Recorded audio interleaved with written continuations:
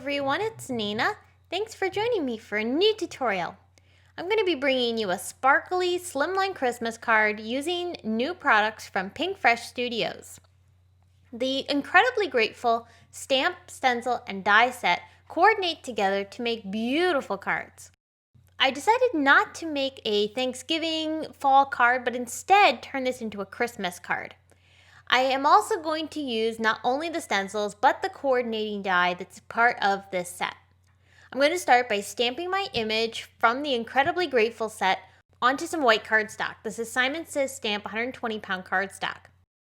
Now, one thing to keep in mind with this stamp is that it's very long, so you want to make sure that you are very careful when lining this up. And the actual recommended way to use this set is to actually die cut the outer part of this frame first, stamp on it, and then cut the inner portion.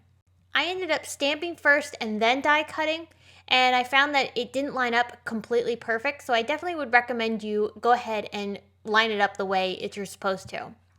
I'm coloring in my images with Copic markers. I want to have a very Christmassy feel for these images. I thought they were very pretty and thought it would look really beautiful with a frosty finish.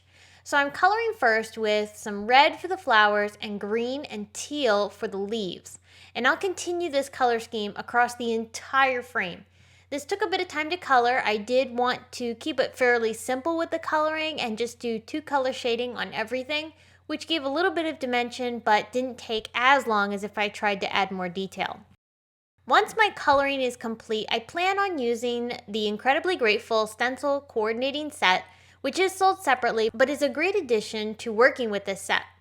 You could have used all 3 layers to color in all of the parts of this image, which would have been the leaves and the flowers. However, I decided to use Copic coloring for most of the images and then bring in some texture paste and distressed glitter, clear rock candy to add a little bit of texture to the flowers. So I applied the flower portion of the stencil set over top of my Copic colored flowers, and I'm applying the paste through the stencil.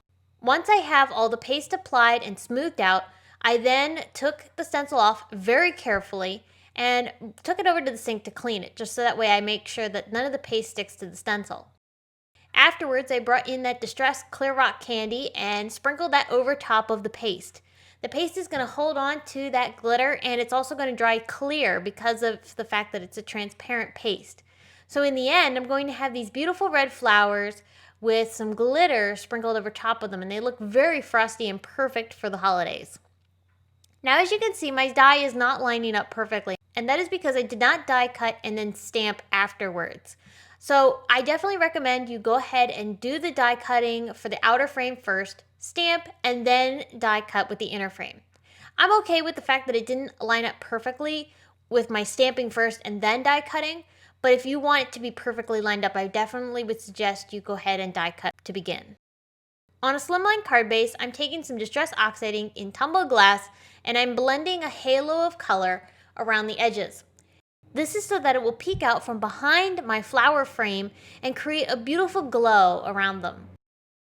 I'm going to bring in some silver distress spray stain and add a little bit of sparkle. This is going to create some beautiful splatter effects on my background as I tap this across my paper. I love the organic look of the splatters, and it catches the light with the beautiful shine once these dry. I adhered my frame over top of those splatters and that background, and you can see how that glow is really enhancing the flowers and also bringing out that teal color that's in the leaves. We're almost done, but we need, of course, to add some sentiments.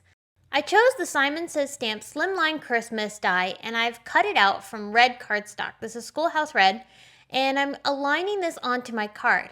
This is actually 3 layers thick. I cut it out 3 times from some Schoolhouse Red cardstock and stacked them up with some liquid glue. This just gives a little bit of dimension to that greeting. I wanted to add a secondary sentiment to go with it, but I found that I wanted something that was a little bit different, but I couldn't find a sentiment that said exactly what I wanted to say, except for this one, which is in the CZ Design Clean Line Christmas set with Simon Says Stamp. It says, "Have a merry little Christmas." And I thought that was perfect, but I didn't want, of course, the second word Christmas that's in this little single line sentiment. So I embossed it and then just simply cut it off. It's a great way to adjust your sentiments to match up with the die that you have. So I'm going to pop this up over top of the die, so now my sentiment reads, "Have a Merry Little Christmas," and the Christmas is the die cut word. I'm bringing in some Moonshine sequins from Simon Says Stamp to add some extra little sparkle to my background. I'm tucking this in between the frames so that way it adds a little bit of sparkle not only on top but also tucked behind. And that is going to complete my Slimline Christmas card using new PinkFresh Studio stamps, dies, and stencils to create a beautiful Christmas effect. I really love how this card turned out, and I think this set is so much fun. And there's a variety of these Slimline stamps, dies, and stencils, not just the Incredibly Grateful set that I used today. And you can use these sets to create some really awesome effects with your Slimline cards. I hope you will stop by my blog to get more information not only on the project, but also participate in a blog hop that is happening right now to celebrate the PinkFresh Studio's release. You can get all the details over at my blog, so please be sure to click on the link that's in the video description below. Thanks so much for tuning in. I'll be back soon with more to share, but until next time, I hope you have a very happy day. Bye!